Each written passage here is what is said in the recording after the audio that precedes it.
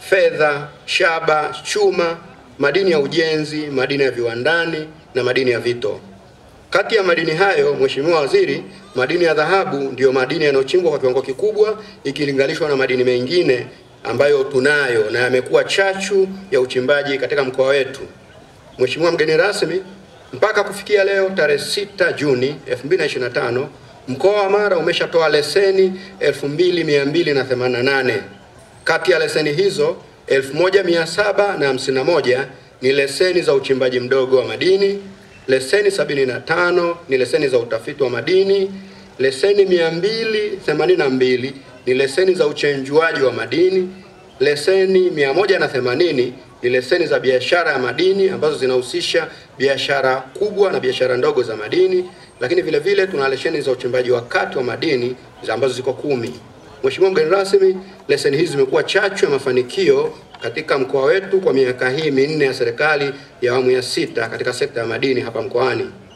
Mheshimiwa mgeni rasmi, kuanzia mwaka 2021-2022 mpaka mwaka huu 24-25 kupitia leseni hizo, mkoa wa Mara umezalisha dhahabu zenye uzito wa tani 58.9. Tani 58.9 zikiwa na thamani ya fedha za Kitanzania trilioni 6.9 kutoka kwa wachimbaji wa aina zote. Hii inahusisha wachimbaji wakubwa, wakati na wachimbaji wadogo. Mheshimiwa Waziri, uzalishaji huo wa dhahabu umekuwa ukiongezeka kila mwaka unavyokwenda. Mheshimiwa mgeni rasmi, kama unavyofahamu, sekta ya madini imekuwa ikichangia kwa kiwango kikubwa katika pato la taifa.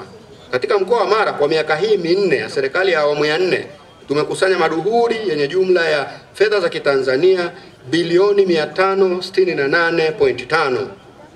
Maduhuri hayo yametokana na malipo mbalimbali ya serikali kama ambavyo sheria ya madini inaelekeza.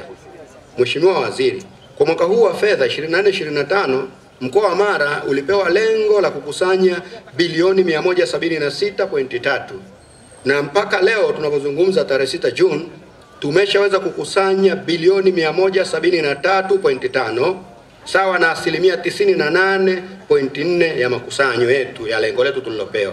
Tunaamini Mheshimiwa mgeni rasmi kwamba kabla ya kumaliza mwaka huu wa fedha tuna uwezo wa kufikia lengo tulilopewa na tutazidi.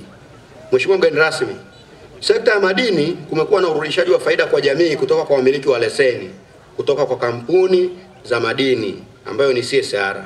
Katika mkoa wa Mara kwa miaka hii minne ya uongozi wa serikali ya awamu ya 6 kumekuwa na utekelezaji wa zaidi ya miradi 398 yenye thamani ya fedha za Kitanzania bilioni 33.8 katika wilaya zote, bilioni 33.8 katika wilaya zote.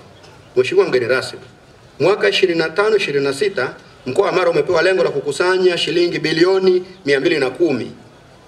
Kongamano na maonyesho haya ni moja ya matazamio ya kuleta uelewa pamoja wa fursa mbalimbali zilizopo katika sekta ya madini hapa mkoani pamoja na kulenga kukuza sekta ya madini kwa ujumla. Mheshimiwa mgeni rasmi, kutokana na maelekezo yako tulitekeleza mradi wa MBT na mkoa wetu umeanzisha mradi wa vijana katika uchimbaji wa madini, na tuna vikundi 48 vyenye vijana 1836 ambavyo unakumbuka tuliwapatia leseni. Kwa sasa hatua inayofuata ni elimu kwa vijana hao ambayo imepangwa kufanya kuanzia katikati ya mwezi huu wa 6. Mkandarasi kwa kushirikiana katika zoezi hilo yupo katika hatua za mwisho za maandalizi. Baada ya elimu hiyo ya vijana, tutawapeleka vijana site kuanza kufanya uchimbaji chini ya uangalizi wa taasisi ya jiolojia JST, STAMICO pamoja na ofisi ya Mara. Mheshimiwa mgeni rasmi, mradi huu unategemewa kuwa tegemeo kwa vijana, kina mama na walemavu, huku ukiongeza mapato ya serikali. Zoezi la utoaji wa leseni kwa vikundi hivyo inaendelea katika awamu zinazofuata.